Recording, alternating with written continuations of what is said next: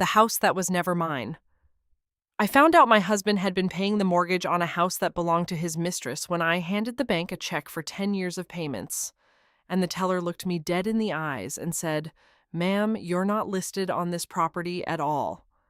10 years, 120 monthly payments, every single one of them coming out of the joint account that I had contributed to, that I had filled every single month with my paycheck from the school district where I worked as a reading specialist, a job I had taken specifically because it paid reliably and had good benefits, because Daniel said stability mattered more than passion when you had a mortgage to carry.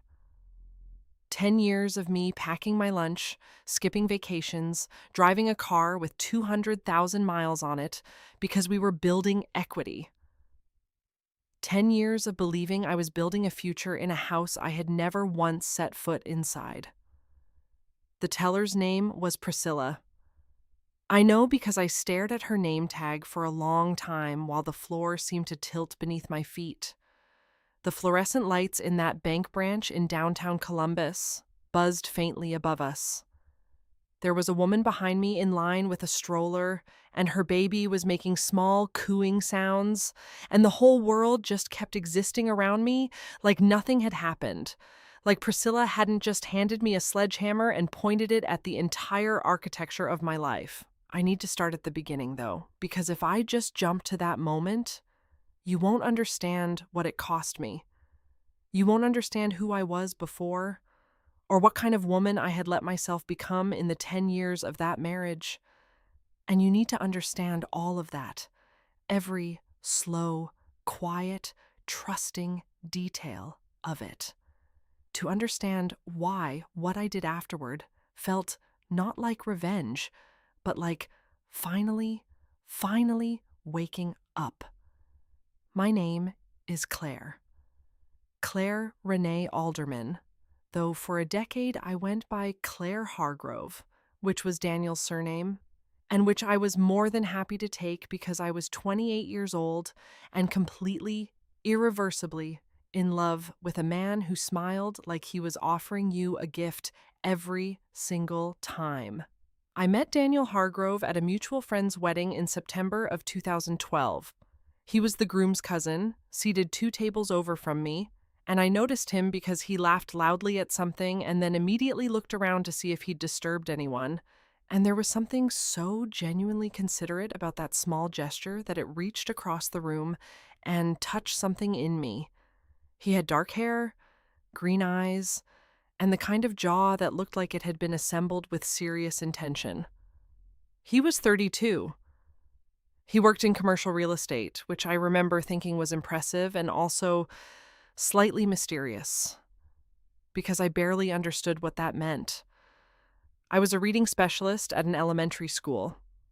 I spent my days helping 7-year-olds decode the word together. We were not exactly from the same world, but he was so warm. That's the thing I keep coming back to, even now. Daniel Hargrove was genuinely, disarmingly warm. He remembered my coffee order after one conversation. He sent flowers, actual physical flowers, not a text. When I mentioned offhandedly that I'd had a hard week, he called when he said he would call, showed up when he said he would show up, and looked at me with this particular brand of attention that made me feel like I was the most interesting person in whatever room we were in together. After 2 years of dating a man who made me feel optional, Daniel felt like oxygen. We dated for a year. He proposed at Christmas in my parents' backyard in Westerville, with my mother crying so hard my father had to pat her on the back, and my little sister taking 17 nearly identical photos on her phone. The ring was a round solitaire, simple and elegant, and he'd asked my mother what style I liked, which I thought at the time was one of the most romantic things I'd ever heard. We got married in May of 2014 at a small vineyard outside of Columbus. 50 guests, string lights, a cake with wildflowers on it. I wore a dress I'd found at a sample sale that cost $400 and looked like it cost $4,000. I was happy. I want to be completely clear about that. I was genuinely, completely happy on that day, and for some time after it. Whatever came later, whatever I now understand about who Daniel actually was, I was not performing happiness on our wedding day. It was real, which is maybe the cruelest part. We moved into our apartment on the north side of Columbus, a 2-bedroom place we rented while we looked for the right house. Daniel was very particular about real estate, which made sense given his career, and he said he didn't want to rush into something that wasn't exactly right. He had opinions about school districts, about lot sizes, about the orientation of the garage relative to the street. I trusted him completely on all of it. He was the expert. I was just the woman who packed her lunch and deposited her paychecks and waited for us to find the right place. A year into our marriage, Daniel came home one evening looking energized in a way I hadn't seen in a while. He set his briefcase down and poured himself a glass of water and said, "I found it. I found the house." I remember I was at the stove making pasta, and I turned around with the wooden spoon still in my hand and said, "Really? Where?" "Glendale Heights," he said. "It's perfect. 4 bedrooms, nice yard, great bones. The neighborhood is really turning around." I asked all the natural follow-up questions. How much? What are the taxes like? Can we look at it this weekend? And he answered them all smoothly and confidently, and with that warm, considered way he had of talking to me that made everything feel handled and safe. What I did not ask, and why would any wife ask this, was whose name is going to be on the deed. It never occurred to me. Why would it? We were married. We had a joint bank account. Every month, for the next 10 years, the mortgage payment went out of that joint account like clockwork, $1,942, which I know by heart because I watched it leave for a decade. Daniel handled all the paperwork. He was in real estate. It was his area. I trusted him. I never went to the house. This is the part people find hardest to believe, and I understand why. But here's the thing about a marriage where one person handles everything financial and one person trusts completely. You stop asking certain questions. You stop needing to see things for yourself because someone else has become your eyes. Daniel always had a reason. The house needed work before he wanted me to see it. The contractor was still there. It wasn't ready yet. He wanted it to be right before he showed me.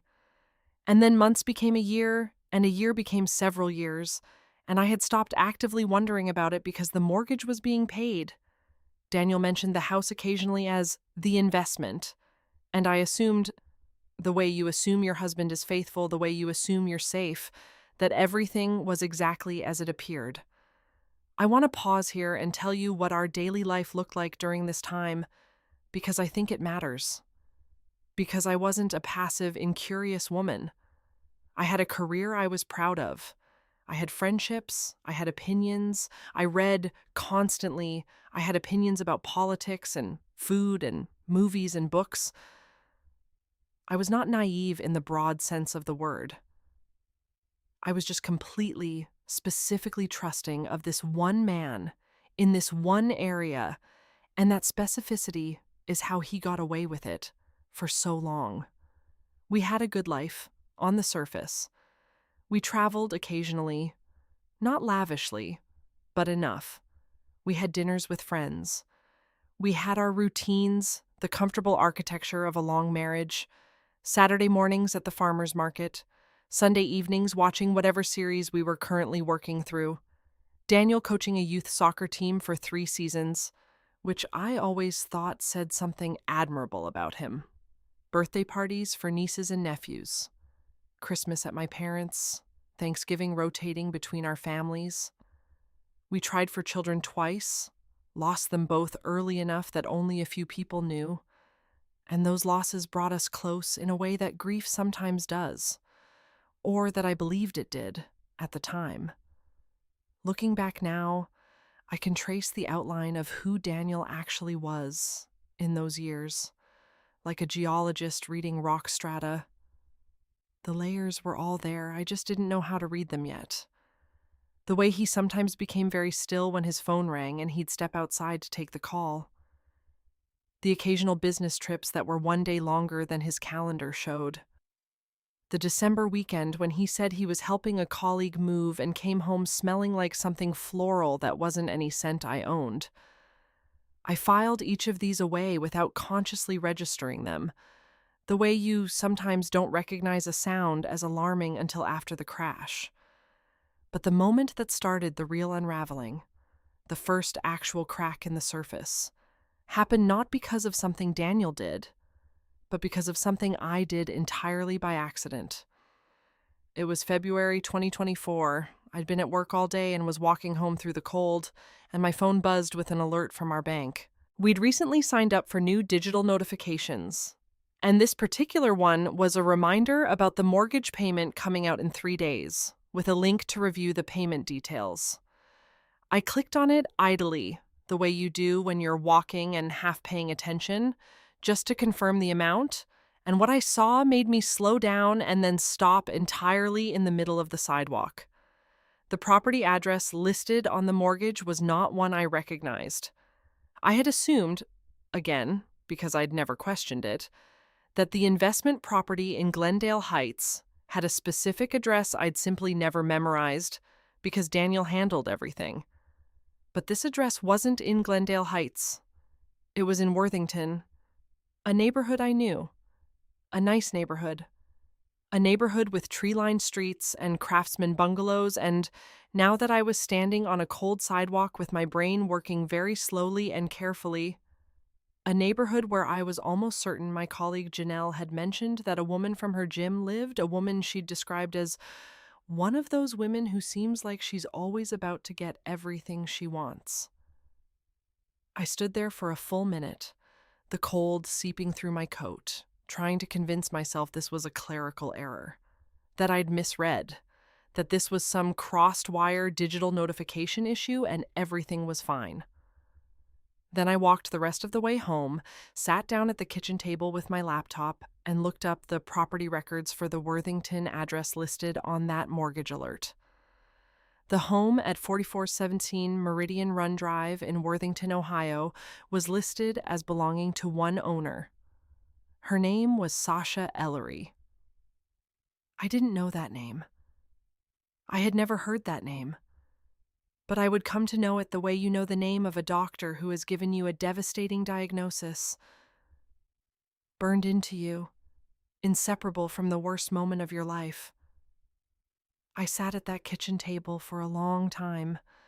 The light outside turned from gray afternoon to dark, and I didn't get up to turn on the lamp, and I sat in the gathering dark of my own kitchen and tried to hold the shape of what I was looking at without letting it fully form.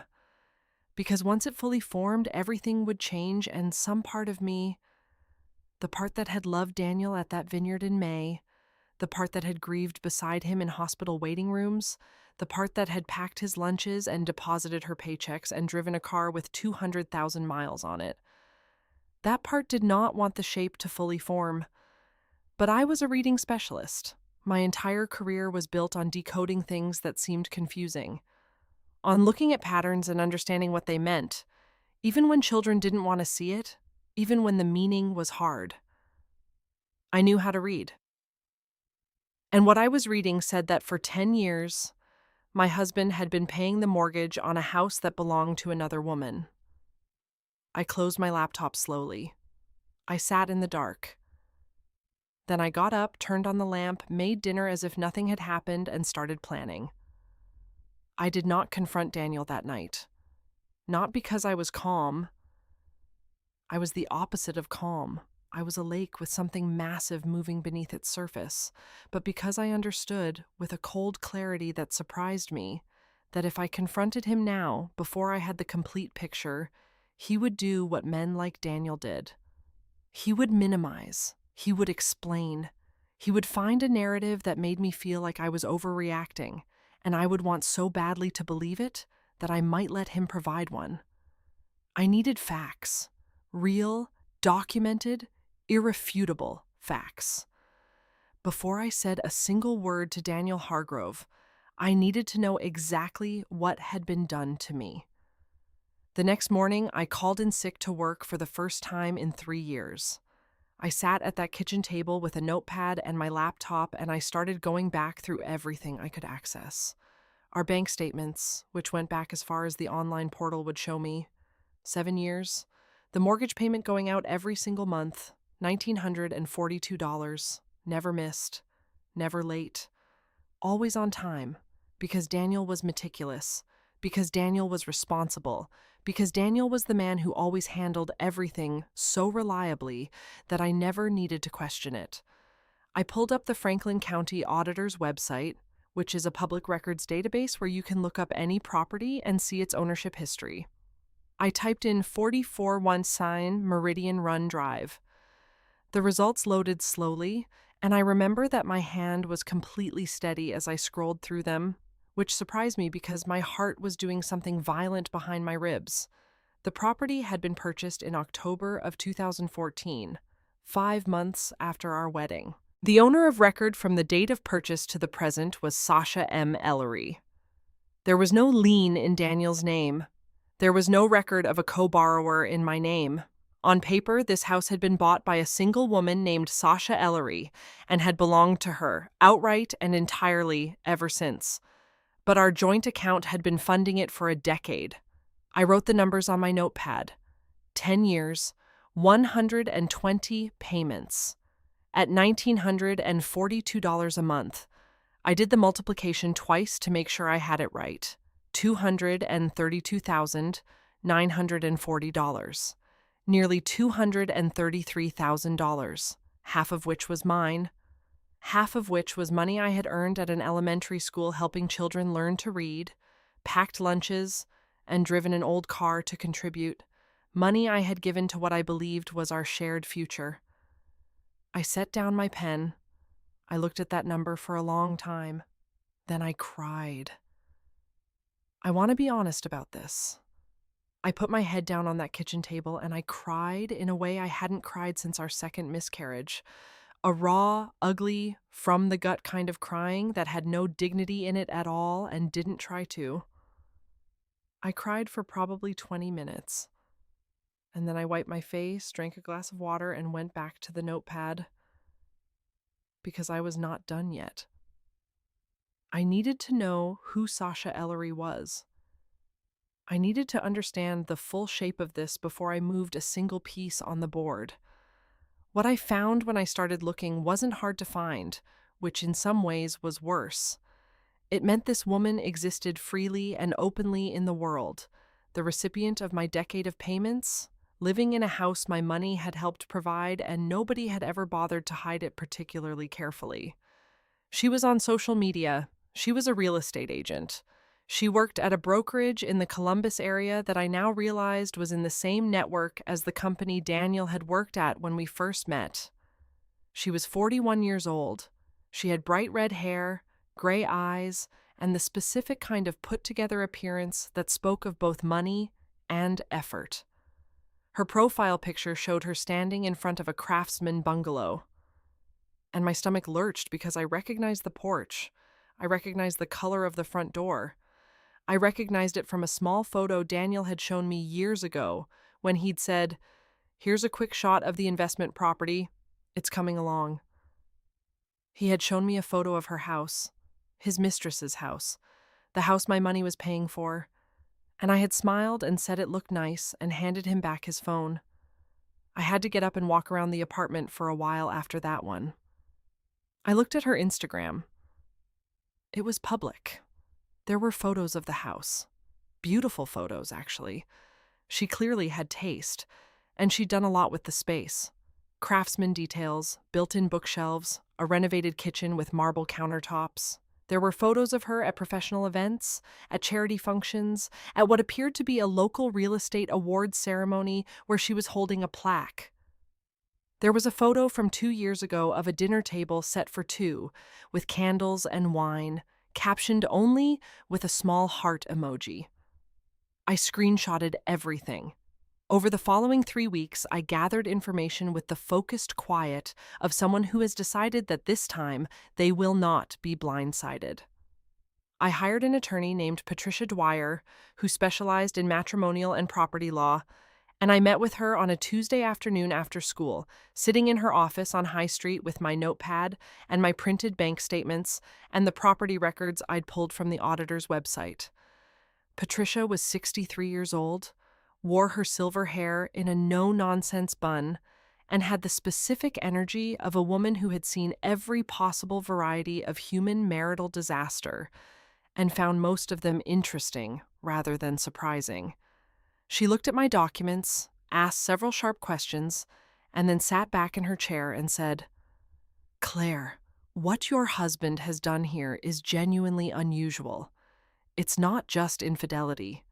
He's been using marital assets, your shared money, to essentially fund a property for a third party, while keeping that property entirely in her name, which means it's been shielded from any marital asset claim on your end." I nodded. I had already arrived at this conclusion, but hearing it from an attorney made it concrete in a new way. "Is that fraud?" I asked. Patricia tilted her head. "In terms of the marital asset dissipation, absolutely. We can make a very strong argument there. As for criminal fraud, that depends on several factors we'd need to investigate. But what I can tell you is that in divorce proceedings, a judge is going to look at 10 years of joint account withdrawals funding a property that was never disclosed as a marital asset and is currently registered in the name of his mistress, and they are going to be extremely unhappy with your husband." I drove home from that meeting, feeling something I hadn't expected to feel. Not just grief, not just rage, something cleaner and colder and more purposeful, something that felt very close to power. Over those 3 weeks, I also hired a private investigator. His name was Gary. He was a retired police detective, and he confirmed within 8 days that Daniel Hargrove was in an active relationship with Sasha Ellery, that he spent an average of 3 to 4 nights per week at the Worthington property, and that the two of them had what Gary described in his report as a well-established and long-standing domestic arrangement. Gary also obtained, through entirely legal means, a record of phone communications that showed Daniel and Sasha had been in contact regularly since at least 2013, before our wedding. Before our wedding. I sat with that one for a long time, too. He had known her before he married me, which meant, and this took me a few days to let myself fully see, which meant that the wedding, the vineyard, the dress I found at the sample sale, the ring he'd chosen by asking my mother what I liked, all of that had happened while Sasha Ellery already existed, while she was already in his life, while he was already, in whatever sense the word applied to what they had, already hers. I didn't cry again. By that point, something in me had shifted into a gear I didn't know I possessed. I went to work. I helped children decode words. I made dinner.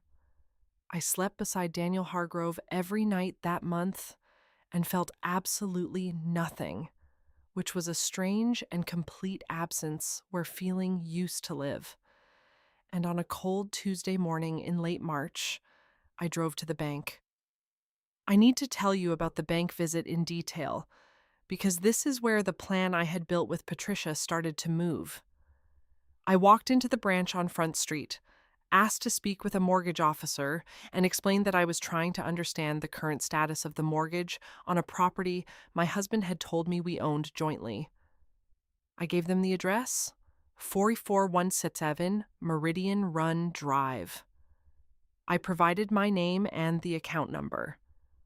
And after a brief hold during which I stood at the counter and looked at a display about home equity loans with the false attention of someone trying not to explode, Priscilla came back and said those words.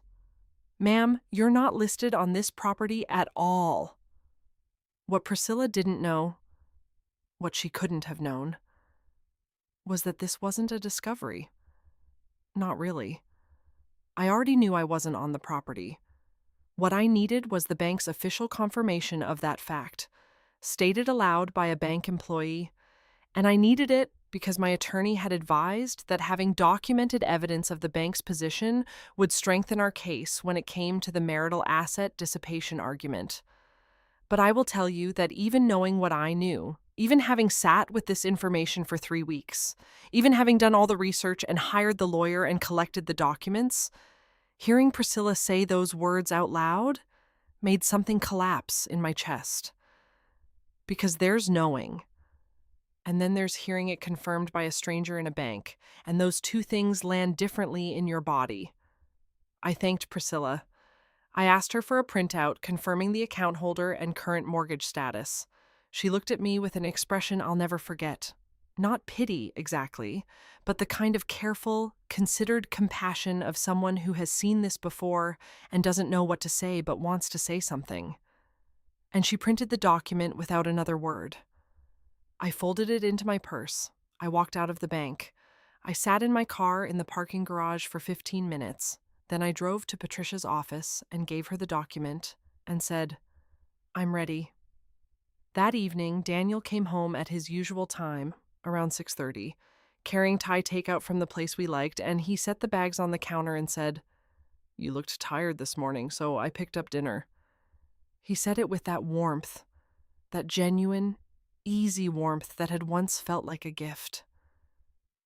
And I looked at him standing in our kitchen with his jacket still on and takeout bags in his hand and thought, "You have been sleeping 4 nights a week in a house that my money paid for, with a woman you knew before you married me, and you just brought me pad thai." I set the table. I ate dinner. I talked about my day at work. I asked about his. He told me about a property he was trying to close in Dublin, and I nodded in the right places. And the whole thing was so normal, so perfectly, grotesquely normal, that I have never in my life felt more alone. The following morning, while Daniel was in the shower, I packed a bag. Not everything. Patricia had advised me not to move out of the marital home yet, as it could complicate the asset claims, but the essentials. Important documents, my laptop, my grandmother's pearl earrings that I'd been keeping in my jewelry box for years. I put the bag in the trunk of my car. Then I went back inside and made coffee like it was any other day. Patricia had filed the divorce petition the previous afternoon. Daniel would be served at his office. I had timed it so that I would be at work, surrounded by children learning to read, when it happened. I thought that was appropriate somehow. I had always found it grounding to be around that particular kind of effort. The effort of someone working hard to understand something that had seemed impossible. Learning to see the pattern. Learning to decode what was right in front of them. At 10:47 in the morning, my phone buzzed with a text from Daniel. "We need to talk. Call me." I turned my phone face down on my desk and went back to work. By the time I got to my car at 3:15, there were 11 missed calls from Daniel and 2 voicemails. I listened to the first one in the parking lot. His voice was different than I'd ever heard it, tight and controlled, but with something cracking through at the edges, like ice under pressure. He said, "Claire, I don't know what you think you know. I'm asking you to please call me before we do anything else. Please, we can talk about this." I noticed he didn't say, "You've got this wrong." He didn't say, "This is a misunderstanding." He said, "I don't know what you think you know," which is the sentence of a man who is already calculating how much I know and how much he might still be able to manage. I deleted the voicemail without listening to the second one. Then I drove to my sister's house, where I would be staying for the time being, and I sat at my sister Rachel's kitchen table while her daughter did homework in the next room, and I finally told Rachel everything. She sat across from me and listened without interrupting, which was unusual for Rachel, who was 4 years younger than me and had an opinion about most things. She listened to the whole story, the bank alert, the auditor's records, the private investigator's report, Patricia's assessment, the bank visit, all of it. And when I finished, she was very quiet for a moment, and then she said, "That man built a whole life on top of your life, and you were the foundation for both of them." I had to look away when she said that. "What are you going to do?" she asked. "I'm going to take everything he's got," I said. And I meant it. The next 2 weeks were what I can only describe as the full unfolding. Once Daniel had been served and realized the scope of what Patricia had documented, the 10 years of mortgage payments from our joint account, the property records showing only Sasha's name, the PI's report, the bank's confirmation that I had never been listed on the property despite its being funded by marital assets, he did what Patricia had predicted he would do. He called his own attorney. He tried to establish a narrative. He called me repeatedly, and when I finally answered, just once, 4 days after he was served, he was different in a way that made me feel something I hadn't expected to feel. Not sadness, not anger, a kind of sad, clear recognition. He said, "I was going to tell you." I was quiet for a moment. Then I said, "When, Daniel?" He said, "I know how this looks." I said, "I don't think you do. I think you have been looking at this from your perspective for so long that you have genuinely lost the ability to see what it looks like from mine.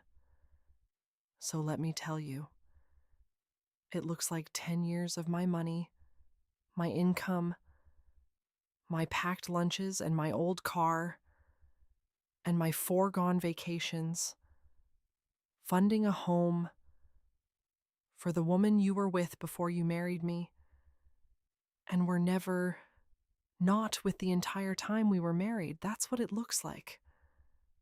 He was quiet for a long time. Then he said, "Sasha was... it's complicated."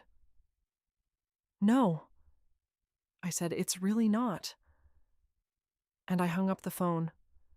Patricia's strategy was multifaceted and, I have to say, beautiful in a way that only a very good attorney's strategy can be. She argued marital asset dissipation, that Daniel had taken significant funds from our joint marital estate and used them to benefit a third party, effectively funneling what amounted to over $230,000 of our shared money into a property that he never disclosed, and that had never appeared on any shared financial document I'd been shown. She also made the argument, a creative and legally interesting one, that by using marital funds to pay the mortgage on a property owned by a third party, Daniel had essentially been making a financial gift to Sasha Ellery at my expense, and that the total value of those gifts over 10 years needed to be accounted for in the equitable distribution. Daniel's attorney, a man named Foster, who wore very shiny shoes and seemed personally affronted by Patricia's competence, argued that the Worthington property was a business arrangement, that Daniel had been managing it as an investment on behalf of a colleague, and that the payments were essentially a loan.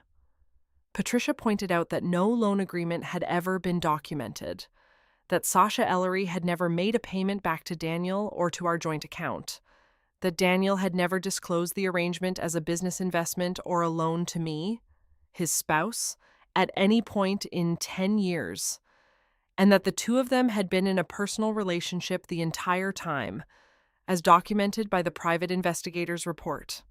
It took 6 weeks for Daniel to drop the business arrangement argument.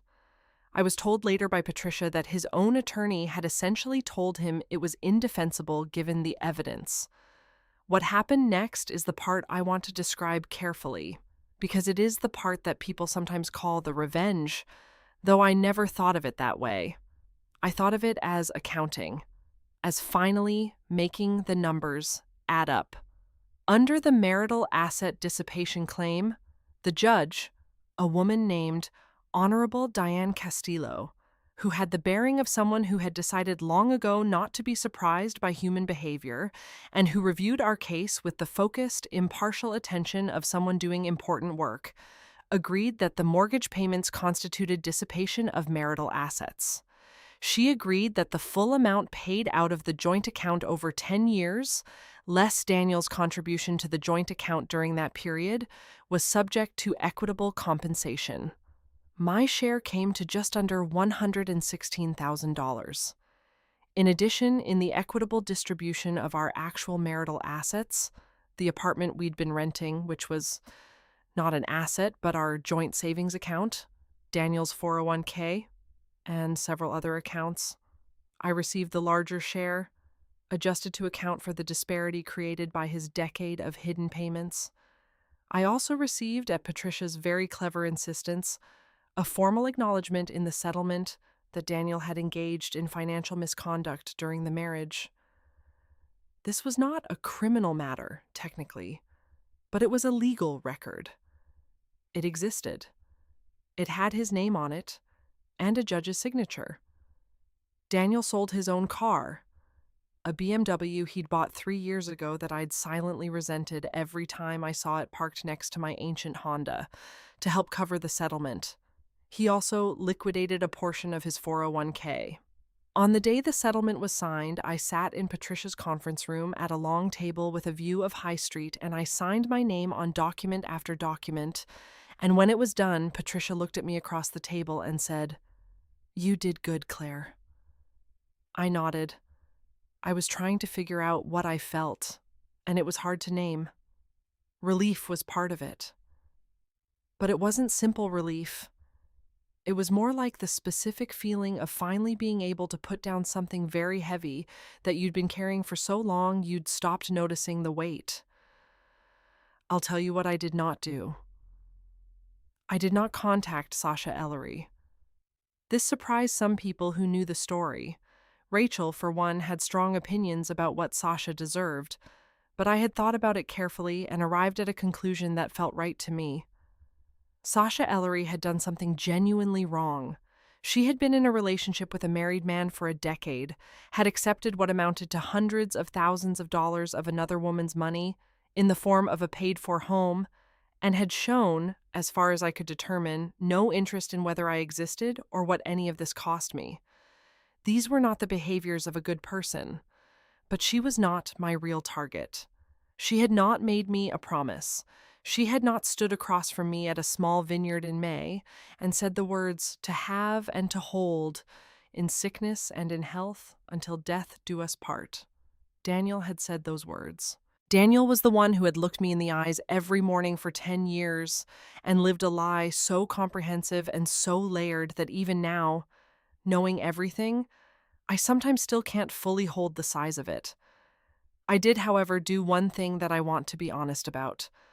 About 3 months after the settlement, when I had found a small apartment in the Short North neighborhood and was beginning to build something that felt, tentatively and carefully, like a new life, I ran into a woman named Greta at a school district professional development event. Greta worked in the same real estate network as Sasha Ellery. We got to talking, the way people do at these events, and when Greta mentioned the brokerage, I said in a very casual way that I was familiar with it because of my divorce proceedings, and the name Sasha Ellery had come up quite a bit in the documentation. I said nothing else. I made no accusation, no claim. I just made sure the name was connected in at least one person's mind to the phrase divorce proceedings and documentation. Was it petty? Possibly. Do I regret it? No. There is something else I need to tell you about, which is the part that doesn't fit neatly into the revenge narrative, but which I think is actually the most important part. About 2 months after moving into my new apartment, I was unpacking the last few boxes. I'm a slow unpacker, I admit it. And I found a birthday card Daniel had given me on my 35th birthday, 4 years ago. He'd written inside it in his careful, slanted handwriting, "To the woman who makes everything possible, I love you more than I know how to say." I stood in my half-unpacked apartment and read that card and felt something that I can only describe as the specific grief of understanding that you can be loved and betrayed simultaneously. That those two things are not mutually exclusive. That someone can mean words in the moment they write them and also be fundamentally, structurally dishonest in how they live. That both things can be true at once, and that understanding this doesn't make either part of it hurt less. It just makes it more complicated. I threw the card away. But I stood there with it in my hands for a few minutes first. I'm telling you this because I don't want to give you a story where the wronged woman is simply righteous and the cheating husband is simply villainous and everything resolves into clean, satisfying lines. Real life is not that. Even when you're completely in the right, and I was completely in the right, even when the betrayal is as large and documented and legally confirmed as mine was, there are still moments when you're standing in a half-unpacked apartment holding a birthday card and feeling the particular sadness of a real thing that was also a lie. But here is what I also want to tell you. 6 months after the settlement, it was September, and the light in Columbus in September has this specific quality. Late afternoon gold that turns everything soft and a little melancholy, and also, somehow, like the beginning of something. I was sitting outside at a coffee place in the short north with a book I was genuinely enjoying for the first time, and I couldn't remember how long, because reading for pleasure is something that had quietly disappeared from my life during the marriage, and I hadn't even noticed it going. I had a cappuccino. My phone was face down on the table because I had started doing that. Putting my phone face down, which sounds like nothing but felt to me like a small, deliberate act of living in the present tense. A man sat down at the table next to me and accidentally knocked his keys off the table and said, "Oh, sorry," reflexively, even though the keys hadn't hit me, and I said, "You're apologizing to me for dropping your own keys." And he looked at me and laughed, and the laugh was unguarded and a little surprised, and I thought, not about him, specifically, not romantically, I want to be clear. I thought, there it is.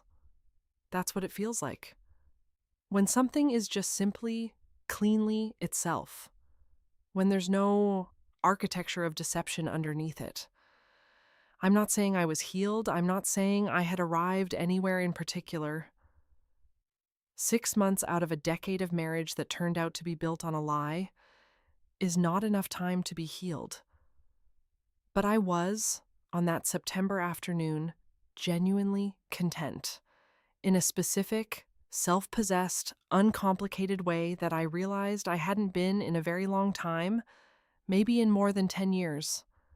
I had my apartment, small, but mine. My name was on that lease, and only my name. I had my work, which I was good at, and which mattered. I had Rachel, who had texted me that morning a photo of my niece at her first soccer practice, grinning with mud on her shin guards. I had Patricia Dwyer's legally negotiated acknowledgement of what had been done to me. I had $116,000 in an account that also had only my name on it. And I had this: the coffee, the book, the September light, the laughing stranger with his dropped keys, the present tense, unguarded, and my own. Daniel, I was told by a mutual friend who probably shouldn't have told me, was in a difficult situation. The financial settlement had been significant. The formal finding of financial misconduct, while not criminal, had become known in the Columbus real estate community. These things have a way of circulating, especially in professional networks, where reputation is currency.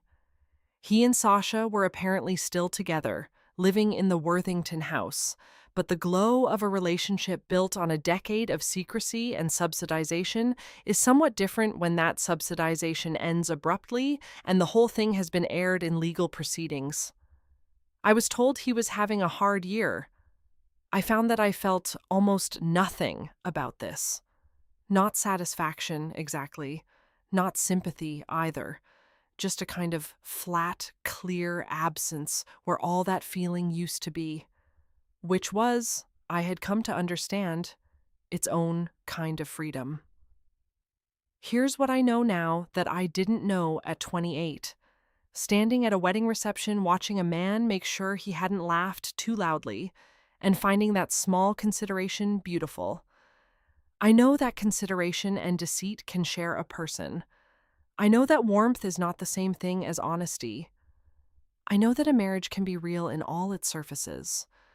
The farmer's market Saturdays, the hospital waiting rooms, the birthday cards with careful handwriting, and be built on a structural lie that was there from the very beginning.